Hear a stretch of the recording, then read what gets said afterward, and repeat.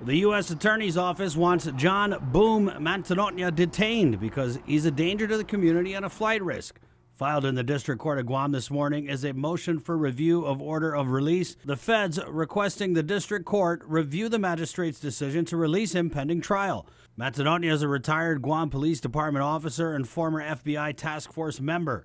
Mantanona pleaded not guilty on Wednesday to charges of 3 counts of obstructing justice by endeavoring to influence a juror and 1 count of a conspiracy to distribute methamphetamine. Specific details about Mantanona's drug charge were not included in the indictment.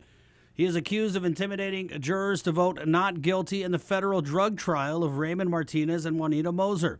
Mantanona was the investigator for the defense. After 2 mistrials in Guam, the case was moved to California. Martinez and Moser eventually entered plea agreements, the 2 pleading guilty for their role in bringing in 8 pounds or $2.5 million worth of the drug ice from California to Guam in 2015. During his arraignment hearing on Wednesday, the magistrate's judge granted his release on home detention with conditions such as prohibiting him from leaving Guam and surrendering his firearms. The magistrate's judge also ordered that he stay away from his brother, William Tapasnia and Gregorio Takenko. William was also indicted for allegedly trying to influence jurors in the Martinez and Moser drug trial to vote not guilty. Takenko, who was a juror in the trial, was indicted for contempt of court. Mantanona also ordered to stay away from all the jurors in the trial and the defense attorneys.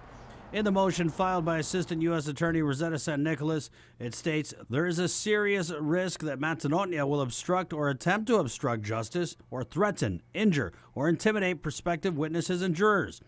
The motion describes Mantanona as a danger to the community.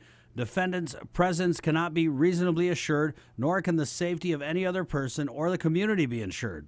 San Nicolas stated, the feds, hoping the district court will ultimately revoke his release because of the severity of the charges, the lengthy time of imprisonment he faces if convicted, and the fact that he has the financial resources to flee.